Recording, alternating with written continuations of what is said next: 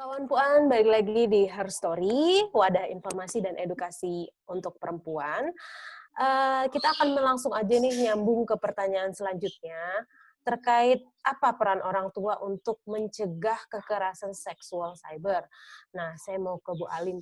Bu, untuk anak-anak saat ini itu kan sudah memakai gadget ya, Bu ya. Nah, coba untuk peran orang tuanya, Bu, karena banyak juga sebenarnya yang aku lihat nih, orang tua bingung, karena kalau misalkan anaknya nggak dikasih gadget atau, nggak diberi itu dia akan ngambek atau akan, nggak mau sekolah lah dan lain-lain. Itu bagaimana sih, Bu, sebenarnya?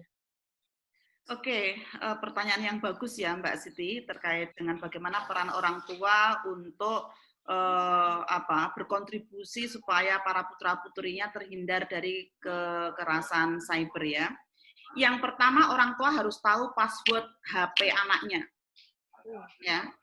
Disepakati bersama orang tua harus tahu tentang password HP anaknya, sehingga anaknya juga diajak bicara bahwa ini untuk kepentingan kamu, bukan untuk kepentingan orang tua. Kalau kamu ada persoalan-persoalan kejahatan karena digital, karena persoalan yang ada di HP, maka orang tua perlu tahu gitu ya. Itu yang pertama.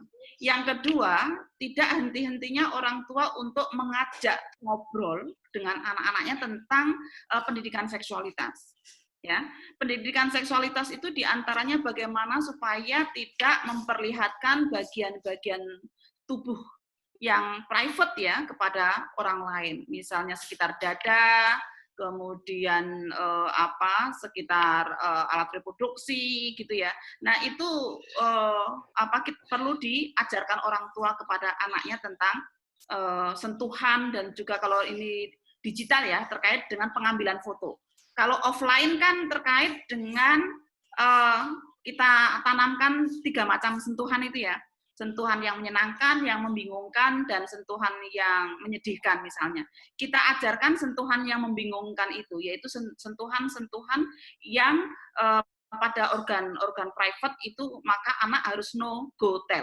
Nah, sekarang ini kita bawa ke dunia digital. Karena itu siapapun yang meminta untuk mengambil foto dari bagian-bagian private tadi, maka juga harus kita tanamkan no, tidak, saya tidak mau itu.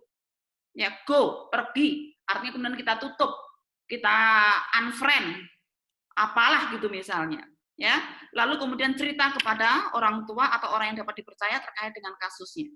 Nah, ini penting sekali gitu. Karena tadi ya, harus kita sadarkan bahwa dokumen di digital itu susah untuk dihapus. Jejak digital itu lebih kejam daripada catatan malaikat rokib atid, gitu ya. Nah itu. Nah, jadi pendidikan seksualitas. Kemudian yang ketiga adalah bagaimana orang tua itu ya dengan anggota keluarga lain juga memberikan contoh yang baik. Memberikan contoh yang baik, misalnya melarang anaknya untuk tidak foto-foto bagian private, dirinya sendiri di HP-nya banyak sekali foto-foto yang mempunyai potensi untuk digunakan ke arah kejahatan atau kekerasan cyber ya, kekerasan seksual cyber gitu. Itu sesuatu yang sangat penting sekali untuk kemudian memberi contoh yang baik gitu ya. Nah, kemudian juga mencoba untuk memanfaatkan digital ini dengan hal-hal yang sifatnya lebih edukatif dan positif ya. Kepada anak-anak kita ajak untuk memanfaatkan digital itu dengan sesuatu yang positif, dan perlu kita sampaikan kalau ada gambar-gambar ini jangan diteruskan ya. Sehingga kan orang tua juga nggak bisa mengontrol 24 jam ya Mbak ya. Sehingga yang bisa kita lakukan, yang bisa dilakukan oleh orang tua adalah mencoba untuk memberi rambu-rambu.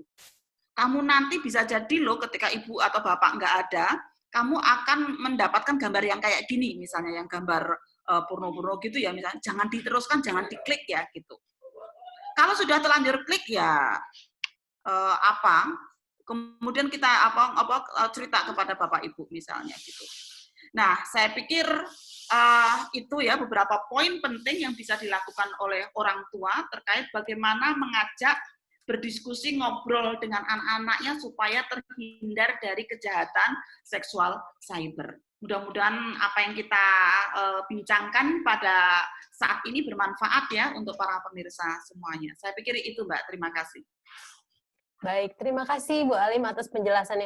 Jadi catatan kita hari ini banyak banget ya, mulai dari kita harus mengetahui aspek kecerdasan digital, kita juga harus tahu tentang kontrol diri dan bagaimana menangani kasus kekerasan seksual cyber, yang pertama adalah melaporkan tadi, dan untuk orang tua, peringatan untuk orang tua yang mungkin belum tahu bahwa perilakunya bisa mencontohkan hal buruk ke anaknya, kaitannya tadi dengan kekerasan seksual cyber ya.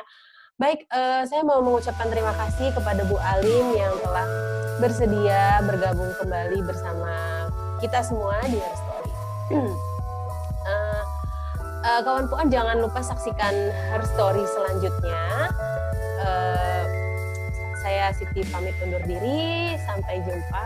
Terima kasih.